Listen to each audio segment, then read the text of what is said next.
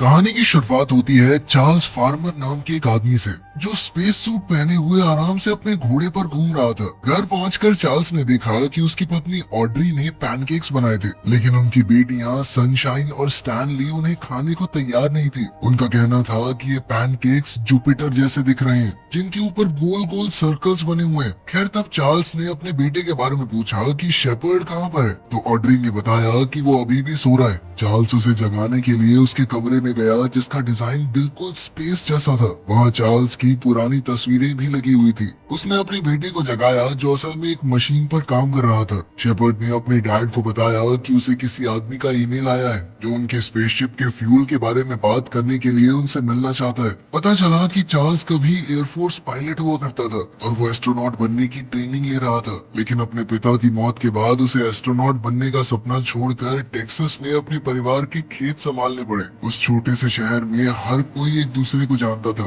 परिवार के खेत संभालने में बिजी होने के बावजूद चार्ल्स ने कभी स्पेस में जाने का अपना सपना नहीं छोड़ा। उसने अपने बान में पुराने रॉकेट और स्पेसशिप की कॉपी भी बना रखी थी। बाद में चार्ल्स अपनी पत्नी को उसकी कॉफी शॉप वाली नौकरी पर छोड़ने गया। वहाँ के कुछ रेगुलर कस्टमर चार्ल्स का मजाक उड़ाते हुए कहने लगे कि हाँ जी सर, रॉकेट कब लॉन्च हो रहा है। उन्होंने मजाक में कहा कि या तो इसका रॉकेट कभी उड़ेगा नहीं, या फिर अगर लॉन्च हुआ तो उड़ते ही फट जाएगा। लेकिन ऑड्री ने उनकी बातों पर जरा भी ध्यान नहीं दिया। इसी बीच चार्ल्स अपनी बेटी की क्लास में गया, जहाँ उसने बच्चों को अपने स्पेस सूट के बारे में बताया। स्टूडेंट्स काफी एक्साइटेड हो गए और उससे बहुत सारे सवाल पूछे। लेकिन क्लास के बाद टीचर चार्ल्स से कहने लगी कि तुम एक बहुत अच्छे पिता हो, क्योंकि तुमने बच्चों की इमेजिनेशन जगाने के लिए अजीबोगरीब कपड़े पहने और आपको एकदम जोकर जैसा दिखने में कोई शर्म नहीं आती। अब उसे कौन समझाए कि चार्ल्स तो सीरियस है। खैर, इसके बाद चार्ल्स उस आदमी से मिलने गया जिससे उसके बेटे ने ऑनलाइन बात की थी। उस आदमी ने स्पेसशिप के लिए फ्यूल बेचने का ऑफर दिया। उस आदमी ने कहा कि आपकी स्पेसशिप के लिए हमारे पास फ्यूल है। चार्ल्स ने उससे बात करते हुए कहा कि फिर $10,000 का फ्यूल बहुत रहेगा, जिससे वो आदमी हैरान हो गया। उसने चार्ल्स से पूछा कि तुम्हें रॉकेट लॉन्च करना है ना। चार्ल्स ने हाँ में जवाब दिया, लेकिन जल्द ही उसे समझ आया कि फ्यूल की कीमत और उसकी डिलीवरी का खर्चा दोनों ही बहुत ज्यादा है। अब चार्ल्स के पास इतने पैसे थे ही नहीं, तो वो जरूरी फ्यूल के लिए लोन लेने बैंक में चला गया। लेकिन बैंकर ने उसका पुराना दोस्त होने के बावजूद भी लोन मंजूर करने से इनकार कर दिया। उसका कहना था कि शहर के लोगों को तुम पागल लगने लगे हो। चार्ल्स के दोस्त को उसका बनाया हुआ रॉकेट कमाल का लगता था, लेकिन उसने समझाया कि भाई तू अकेला ये सब नहीं कर सकता, अपने इस सपने को भूल जा तू। चार्ल्स ने पहले ही रॉकेट बनाने के लिए काफी कर्जा लिया हुआ था, और अगर उसने जल्द ही पैसे नहीं चुकाए तो बैंक उसका खेत अपने कब्जे में ले लेगा। ऊपर से उसके पिता की मौत के बाद आधे से ज्यादा कर्जा भी चार्ल्स के सर पर ही आ गया था, और अभी तक तो बैंक को भरोसा भी था कि वो सारा कर्ज चुका देगा।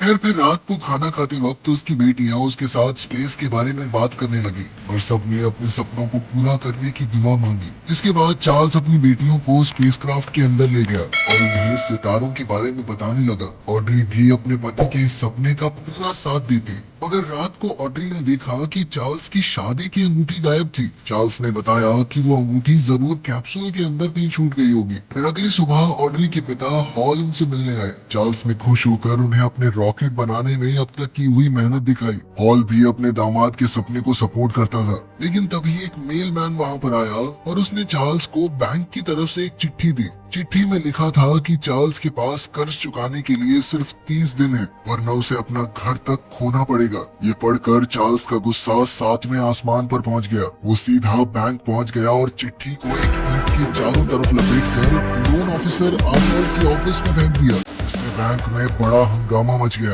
और आखिरकार पुलिस को बीच में आना पड़ा। इसके बाद चार्ल्स और आर्नोल्ड को जज के सामने ले जाया गया।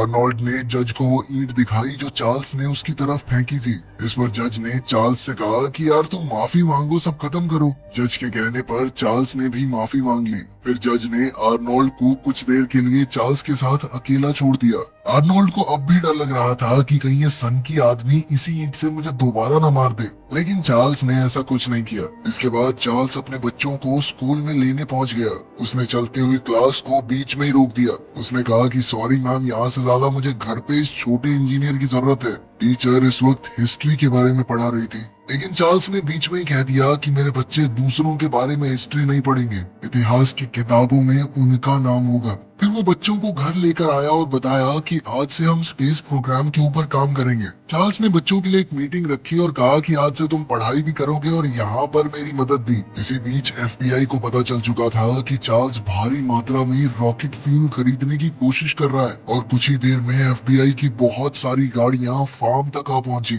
उन्होंने वेयरहाउस में चार्ल्स को हैल के साथ देखा और पूरे फार्म की तलाशी लेनी शुरू कर दी। इसी दौरान उनकी नजर उस रॉकेट पर भी पड़ गई जिसे चार्ल्स इतने समय से बना रहा था। रॉकेट का साइज देखकर वो भी हैरान रह गए। एफबीआई ने फार्म की हर चीज को गौर से चेक किया और धीरे धीरे उन्हें शक होने लगा कि शायद चार्ल्स असल में स्पेस लॉन्च की प्लानिंग नहीं कर रहा। हो सकता है उसका रॉकेट असल में एक खतरनाक मिसाइल हो। जब चार्ल्स से सवाल किया गया कि हमें क्या पता कि तुम मिसाइल नहीं बना रहे, तो चार्ल्स ने सीधा कह दिया कि जब मेरी किसी से लड़ाई है ही नहीं तो मैं मिसाइल क्यों बनाऊंगा। लेकिन एफबीआई को उसकी बात पर भरोसा नहीं हुआ और उन्होंने फैसला किया कि जब तक जांच खत्म नहीं हो जाती चार्ल्स को अपना रॉकेट लॉन्च करने की इजाजत नहीं मिलेगी। इसके बाद चार्ल्स अपने वकील से मिलने गया। उसने कहा कि जब मैंने 6 महीने पहले सरकार को अपनी एप्लीकेशन भेज दी थी जिसमें फ्लाइट प्लान, रॉकेट की डिटेल, ड्राइंग वगैरह सब कुछ शामिल था, तो ये लोग अब क्यों परेशान कर रहे हैं। जिस पर वकील ने बताया कि दरअसल सरकार की तरफ से कोई जवाब ही नहीं आया। उसने कहा कि शायद ऑफिसर्स को लगा होगा कि चार्ल्स मजाक कर रहा है। फिर लॉयर ने बताया कि मैनहट्टन में मेरा एक दोस्त है,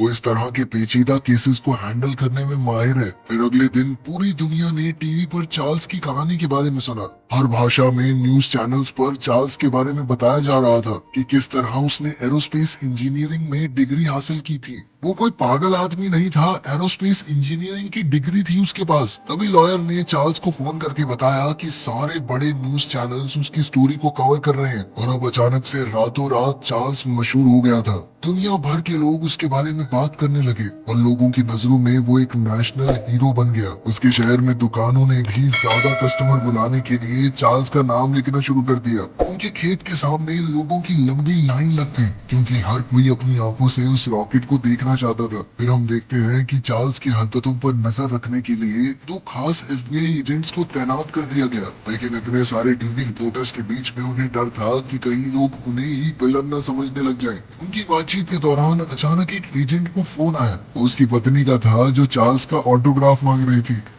उधर चार्ल्स के शहर में जो लोग पहले उसका मजाक उड़ाते थे अब वही लोग बोलने लगे थे कि हम तो जानते थे कि ये लड़का ब्रिलियंट है। हर कोई चाहता था कि चार्ल्स का बनाया हुआ रॉकेट जल्द से जल्द लॉन्च हो जाए क्योंकि वो उनके छोटे से शहर की शान बन चुका था। रॉकेट का साइज भी वाकई में बहुत बड़ा था। अब गवर्नमेंट को भी समझ आ गया कि चार्ल्स की एप्लीकेशन कोई मजाक नहीं थी, इसीलिए वो किसी भी कीमत पर उसे रोकने का फैसला कर चुके थे। सरकार ने अपनी ताकत का इस्तेमाल करके अखबारों में चार्ल्स और उसके परिवार के खिलाफ बुरी बुरी बातें छपानी शुरू कर दी। कहा कि वो लोग किसी से घुलते मिलते नहीं है, अपने में रहते हैं, खुद को पता नहीं क्या समझते हैं। खबर तो ये भी है कि ये लोग अंतरिक्ष से आए थे। ये सब पढ़कर ऑड्री को बहुत बुरा लगा। उसने चार्ल्स से कहा कि हमें सबको बताना चाहिए कि ये झूठ है। लेकिन चार्ल्स के दिमाग में एक बेहतर आइडिया था। वो अपने पूरे परिवार को लेकर मेले में मौज मस्ती करने चला गया। साथ ही उसने मीडिया वालों को भी वहाँ बुला लिया और उनकी हर हरकत टीवी पर टेलीकास्ट हो गई, जिससे सबको पता चल गया कि ये बस एक नॉर्मल फैमिली है। तभी चार्ल्स का मिलिट्री के टाइम का एक पुराना दोस्त कर्नल मैस्टरसन वहाँ पर उससे मिलने आया। उसने सबके साथ डिनर किया और ऑड्री के खाने की जमकर तारीफ की।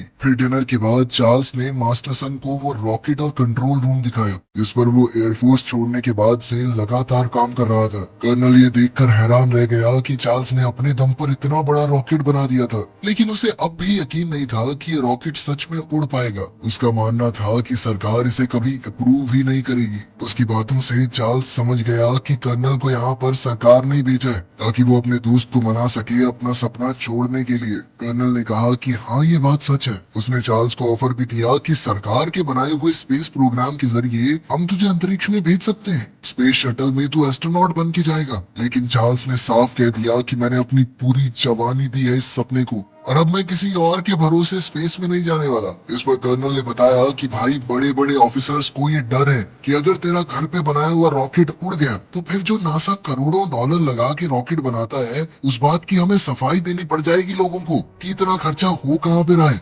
सरकार का आदमी होने के बावजूद कर्नल ने चार्ल्स से कहा कि कुछ भी हो भाई, रॉकेट तो मस्त बनाया तूने। इसके बाद सरकार चार्ल्स को रोकने की पूरी ताकत लगाने में जुट गई। उन्होंने उसके सामने कई सारे रूल और शर्तें खड़ी कर दी ताकि रॉकेट को लॉन्च कर पाना उसके लिए नामुमकिन सा हो जाए। चार्ल्स की एप्लीकेशन को रिव्यू करने के लिए सरकार के अलग अलग डिपार्टमेंट्स में से कई सारे ऑफिसर्स आए। उनका कहना था कि वो किसी भी आम आदमी को इतना बड़ा रॉकेट बनाने की इजाजत नहीं दे सकते, क्योंकि उसे हथियार में भी तो बदला जा सकता है। उन्होंने चार्ल्स से पूछा कि हमें क्या पता कि अगर तुम न्यूक्लियर बॉम्ब बना रहे हो। इस पर चार्ल्स ने जवाब दिया कि मतलब आपके लोग इतने नाकारा हैं कि एक नॉर्मल रॉकेट और न्यूक्लियर बॉम्ब के अंदर डिफरेंस नहीं बता सकते। 10 बार चेकिंग हो चुकी है मेरे रॉकेट की, और अगर मुझे सच में ऐसा कुछ करना होता तो मैं दुनिया से छुपा के करता ना, सबको बता के थोड़ी। अब सरकार चार्ल्स को लीगली नहीं रोक पा रही थी, तो उन्होंने गंदे दाव पेच खेलने शुरू कर दिए। चाइल्ड प्रोटेक्शन सर्विसेज से एक औरत ऑड्री से मिलने आई। उसने ऑड्री से कहा कि चार्ली ने तुम्हारा और बच्चों का माइंड वॉश कर दिया है, तुम्हें पागल बना रहा है, दुनिया से अलग कर चुका है वो। उसने ऑड्री से कहा कि अगर अपने बच्चों को अपने साथ रखना चाहती हो तो अपने परिवार की जिम्मेदारी खुद संभालनी होगी तुम्हें, वरना पागल लोगों के पास बच्चे नहीं छोड़ते हम। ये सरकार का उन्हें डराने का पहला तरीका था। उधर चार्ल्स ने कमेटी के सामने कहा कि एक इंसान के पास सपने ही होते हैं, अगर हमसे हमारे सपने भी छीन लोगे तो क्या रह जाएगा हमारे पास। इस मीटिंग के बाद कमेटी के हेड ने चार्ल्स को बताया कि वो अपने फैसले के बारे में जल्द ही उसे खबर दे देंगे। लेकिन थोड़ी देर बाद वही आदमी बाथरूम में चार्ल्स को धमकी देने पहुंचा। उसने कहा कि 20 बड़ी मिसाइलों का टारगेट तेरे घर पे सेट कर रखा है हमने, अगर हमें भनक भी लगी कि तू रॉकेट को लॉन्च करने वाला है तो कुछ ही मिनटों में तेरे शरीर के इतने चीथड़े उड़ गए होंगे ना कि ढूंढने से भी कोई इकट्ठा नहीं कर पाएगा। वहीं पीछे से वकील ने उनकी ये सारी बात सुन ली। उसने चार्ल्स से कहा कि ये बस धमकियां हैं, इनके पास कानूनन तुम्हें रोकने का कोई तरीका नहीं है, इसीलिए डराने की कोशिशें कर रहे हैं। इसके बाद ऑड्री थोड़ा खाना लेने के लिए दुकान पर गई, लेकिन वहाँ पर उसका कार्ड ही डिक्लाइन हो गया, जिसकी वजह से उसे बेइज्जत होकर बिना खाना लिए वापस आना पड़ा। इसके बाद ऑड्री बैंक पहुंची, जहाँ उसे पता चला कि बैंक जल्द ही उनका घर और फार्म सब कुछ जब्त करने वाला है। उस रात ऑड्री और चार्ल्स के बीच में जमकर लड़ाई हुई।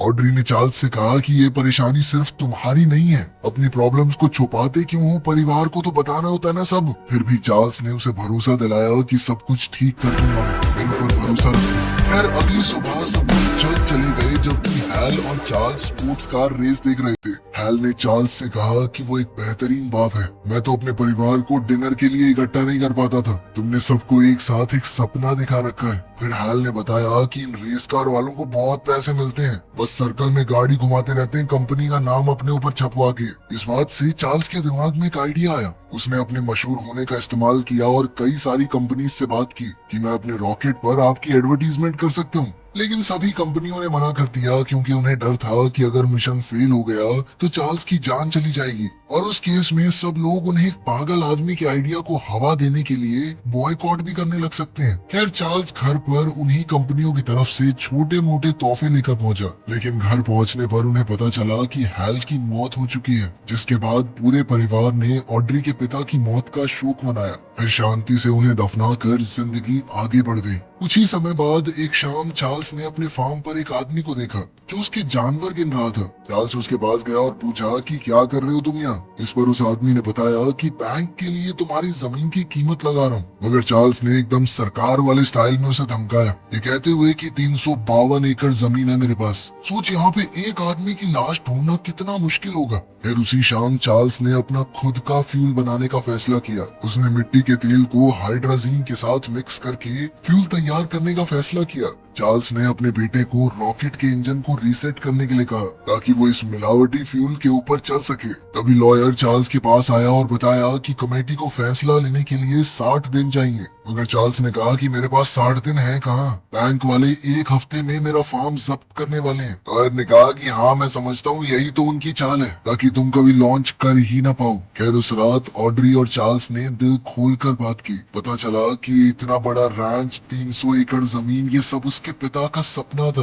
और उन्होंने इसी को अपनी जिंदगी का मकसद बना लिया। जब उन्हें पता चला कि बैंक कर्जे की वजह से उनकी पूरी जमीन को जब्त करने वाला है तो उनके अंदर जीने की चाह नहीं रही, वो चल बसे। चार्ल्स ने कहा कि अगर सरकार ने मुझसे मेरा सपना भी छीन लिया तो मैं शायद उनकी तरह जीने की वजह ही न खो बैठूं। अगली सुबह ऑड्री की आंख खुली तो चार्ल्स ने चिट्ठी लिखी हुई थी जिसमें वो उन्हें अलविदा कह रहा था। तभी अचानक एक जबरदस्त धमाका हुआ जिसने घर की सारी खिड़कियां तोड़ डाली। ऑड्री ने अपने बेटे को आवाज दी और दोनों ने अपनी आंखों के सामने रॉकेट को लॉन्च होते देखा। लेकिन उन्हें क्या पता था कि चार्ल्स पहले ही उसके अंदर बैठकर टेक ऑफ कर चुका है। रॉकेट कुछ मीटर हवा में उड़ा लेकिन फिर वापस नीचे आ गिरा और जमीन पर सीधा स्लाइड करते हुए किसी गाड़ी की तरह दौड़ने लगा। ऑड्री और बच्चे तुरंत अपनी गाड़ी में बैठकर चार्ल्स को बचाने के लिए भागे। चार्ल्स पूरी तरह जख्मी हो गया था। रॉकेट से कैप्सूल बहुत तेजी से अलग हुआ और इसी दौरान उसके सर और शरीर पर कई चोटें आई। वो लगभग मरने की हालत में ही था। उसका परिवार तुरंत उसे बचाकर हॉस्पिटल ले गया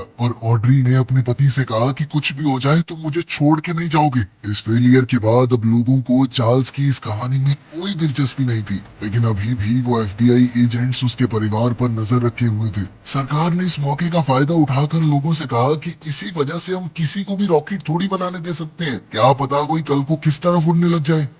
कई महीने बेड पर पड़े हुए चार्ल्स भी ये महसूस करने लगा कि ठीक है, मैंने शायद गलती ही की थी, शायद मैं ये करने लायक हूँ ही नहीं। उसने ऑड्री से कहा कि रॉकेट के जो बचे हुए हिस्से हैं वो मुझे मदद करो कबाड़ खाने तक ले जाने में, लेकिन ऑड्री ने ऐसा करने से मना कर दिया। इसके बाद ऑड्री अपने लॉयर से मिली जिसने उसे उसके पिता की वसीयत के बारे में बताया। पता चला कि उसके पिता ने उसके तीनों बच्चों के लिए ट्रस्ट फंड छोड़ रखे थे। साथ ही उसने काफी सारा पैसा स्टॉक मार्केट में भी डाला था जिससे काफी अच्छी खासी रकम बन चुकी थी। अब ऑड्री इस नए आए पैसे से सारा कर्ज चुकाने बैंक पहुंच गई। इस प्रोसेस के दौरान ऐसे ही बातों बातों में लोन मैनेजर कहने लगा कि वैसे बुरा मत मानना, तुम्हारा पति है पागल, उसने इतना बड़ा सपना देख लिया कि अकेले अंतरिक्ष में चला जाएगा। लोगों को थोड़े ठीक ठीक से सपने देखने चाहिए जो कि असल में हो भी सके पूरे। लोन मैनेजर की ये बात सुनकर ऑड्री ने अपना फैसला ही बदल दिया। उसने अपने सारे पैसे निकाल कर चार्ल्स को दे दिए। फिर उसने चार्ल्स को समझाया कि हमारे बच्चे इस रॉकेट के उड़ने का सपना देखते हुए बड़े हुए हैं। ये रॉकेट अगर नहीं उड़ाना तो शायद वो दोबारा कभी सपना नहीं देख पाएंगे।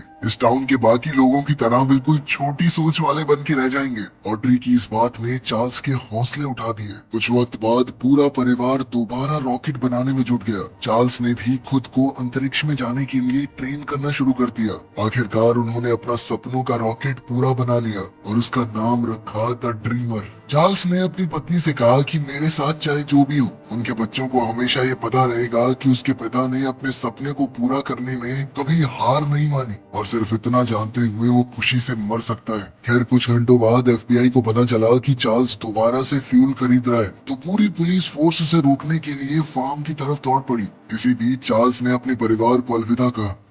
दूसरी तरफ एफबीआई वालों ने ट्रक रोक लिया, लेकिन ये देखकर वो हैरान रह गए कि वहाँ तो चार्ल्स का बस एक वर्कर था जिसे उनका ध्यान भटकाने के लिए वहाँ पर भेजा गया था ताकि असली लॉन्च दुनिया की नजर से दूर हो सके।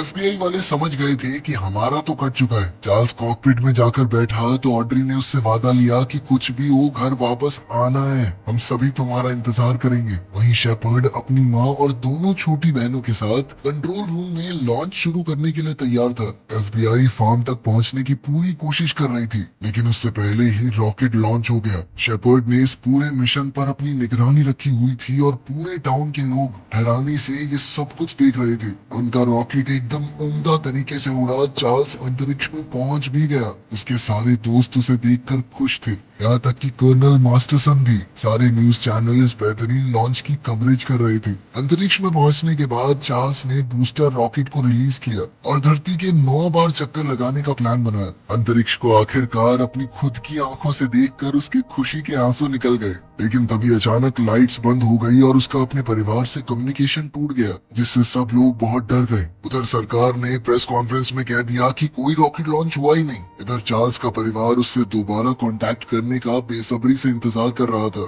शेपर्ड ने हिसाब लगाया कि अगर पापा ने जो भी इलेक्ट्रिकल फॉल्ट है उसे ठीक नहीं किया तो कैप्सूल के अंदर ऑक्सीजन बननी बंद हो जाएगी। कुछ घंटों बाद चार्ल्स ने देखा कि उसकी शादी की अंगूठी हवा में तैर रही थी। इससे उसने अंदाजा लगाया कि ये कहीं अटक गई होगी। और जब ये निकली तो तार डिस्कनेक्ट हो गई। उसने चेक किया तो बिल्कुल ऐसा ही था। तार को दोबारा जोड़ते ही सिस्टम दोबारा से काम करने लगा और शेपर्ड से दोबारा कांटेक्ट हो गया। सारे चक्कर पूरे करने के बाद शेपर्ड ने चार्ल्स के लैंडिंग कोऑर्डिनेट सेट कर दिए। शेपर्ड ने अपने पिता से कहा कि ज्यादा टेंशन मत लेना, मैं खुद ही आपके शटल को यहाँ से प्रोग्राम कर दूंगा। फिर पूरा परिवार चार्ल्स को वहाँ पर लेने पहुंचा जहाँ पर कैप्सूल लैंड करने वाला था और चार्ल्स की लैंडिंग बिल्कुल स्मूथ हुई। इसके बाद उसका परिवार उसे लेकर घर के लिए निकल पड़ा। आखिर में हम चार्ल्स को एक मशहूर टीवी शो के अंदर जाते हुए देखते हैं, जिससे पता चलता है कि चार्ल्स अब एक फेमस नेशनल हीरो बन चुका था। और तो और ऑडियंस में वो 2 FBI एजेंट भी मौजूद थे जो खुशी से चार्ल्स के लिए तालियां बजा रहे थे।